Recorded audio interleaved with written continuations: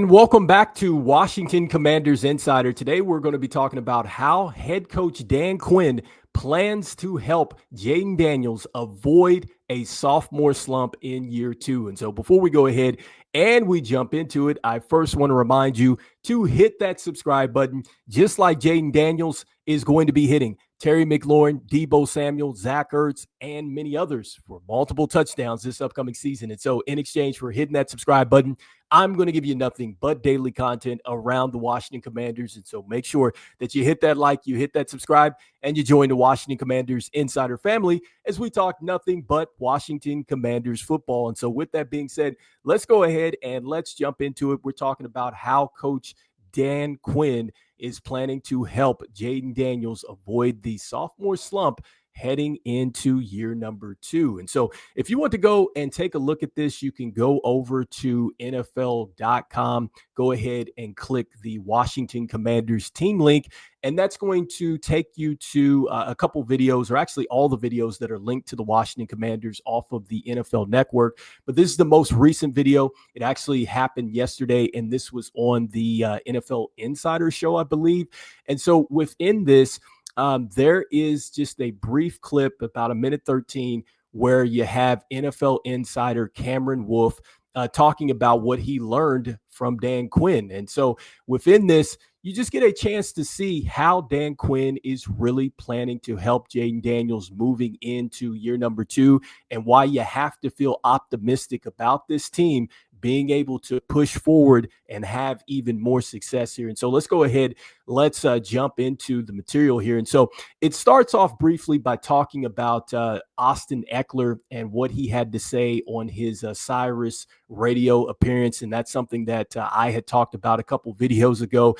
Remember, he feels like that Jayden Daniels is certainly going to have some year two growth. He talked about how Jayden Daniels is processing things much faster. He talked about how it looks like that he has a lot more command at this time in year two than he had in year one in orchestrating the offense, moving players to the right side of the field, and so on and so on. And so, just talking about how he expects year two growth with Jayden Daniels. And remember, he feels like the team is certainly going to be a powerhouse because they've got a lot of players that have come back. And then also, too, he referenced Terry McLaurin and getting that deal done, and that this team could definitely look like a powerhouse. And so, not to jump too far off of it. And so within this minute and 13 clip, I thought it was great insights here, because he talks about first with Jayden Daniels, how it looks like that he's bulked up going into his sophomore year and really bulking up, getting ready for the workload that he's going to take on in year two. But next,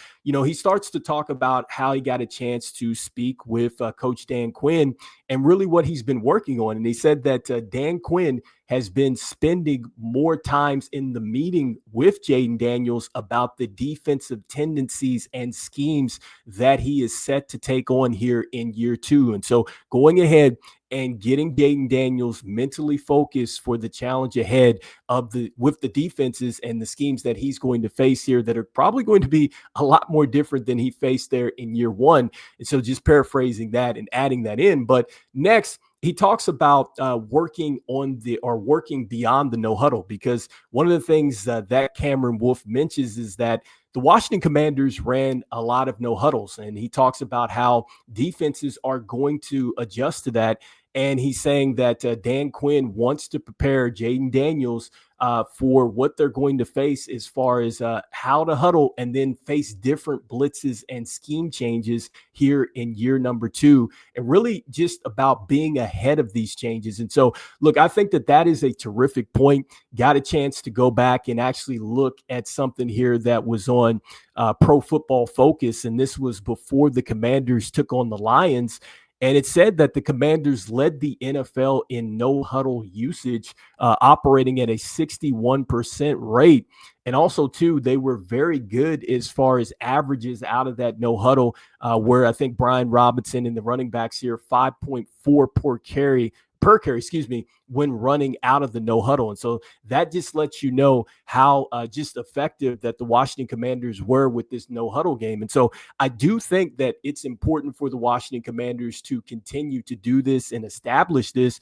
But I think that, look, man, they're right on par by looking ahead and saying, yes, we're going to have to make adjustments. And most certainly, you're going to have to huddle up at times. We know that. But being able to know what's coming at you, I think that that is really where it's at, because you just can't be the same player that you were a year ago. You can't be the same coach you were. You can't be the same team you were a year ago. And so, as much as we loved what we saw last season, I think that Dan Quinn, this coaching staff, the players absolutely know that. And we certainly know that Adam Peters knows that. And I think that really this whole offseason so far, what I'm seeing is just that it seems like the Washington Commanders are really accounting for what they are going to face. Because when you look at just the additions for the Washington Commanders, starting with Laramie Tunsil, I think that you're sending a clear message here that we know that teams are going to most certainly try to come after Jayden Daniels. They're going to try to rattle him. Let's go out. Let's get us a Pro Bowl, player on the line of scrimmage that is going to help us with that. That certainly can help protect a quarterback. And so that was a terrific addition in Laramie Tunsil. But more importantly, you see the forward thinking here from Adam Peters in the front office. And next, with Josh Connolly Jr., what I love about this is that you're still going ahead and you're investing into the offensive line. You know you have to protect your franchise quarterback, but you also get a player that is going to be on the same timeline with him as far as the contract, and you're actually starting to build for the future. And so not only did you take care of the present, but you also are starting to build towards the future with Jayden Daniels. And so again, more forward thinking, which is why I like what the Commanders are already cooking up going into I should say, mini camp and all this stuff like that. And so I think that I like that. And so next, when you start to talk about the offensive additions here with Jalen Lane and then also to Deebo Samuel, and I'm talking about training camp, and so I misspoke there just a couple moments ago, but these two additions are huge because now you're talking about adding players to the mix to make this offense even more versatile than it was a season ago. And you have got to love that because you're not sitting back and going, okay, we were very successful with our offense. We really don't need to make any type of additions. But by going out and getting a player that you can plug in multiple different positions, you can use him in the kick game, you can use him underneath, you can use him to go over the top, stretch the defense and things like that. I do think that Jalen Lane is certainly going to have a package in his rookie season. We'll see what happens when we get to training camp and everything else. And then when you add a guy like Deebo Samuel, look, both of these guys will help take the pressure off of Jayden Daniels. He doesn't have to have the ball in his hands as much. He's going to be able to make defenses pay to get it out to both of these guys, because we know that with Deebo Samuel, he is terrific with the yak. And we know with Jalen Lane, he has terrific speed. And so both of these guys are going to make teams pay for coming after Jayden Daniels. And so I just love the fact that we're hearing this from Dan Quinn. They're already working on the tendencies and things like that. And so it just seems like that this team is in the right direction.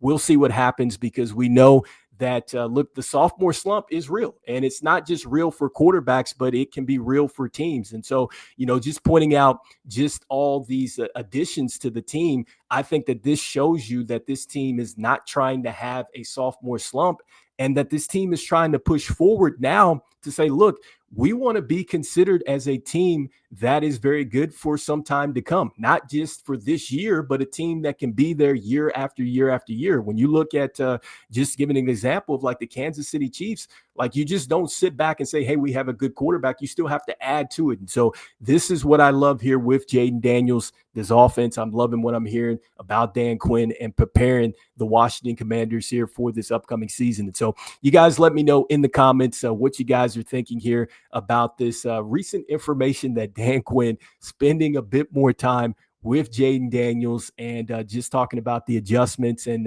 really also too, hey, we were successful with the no huddle offense, but we're going to have to do some different things going into year two. So you guys let me know in the comments what you guys are thinking. And as we always say, look, go Commanders, and I will see you guys on the next one. All right, peace.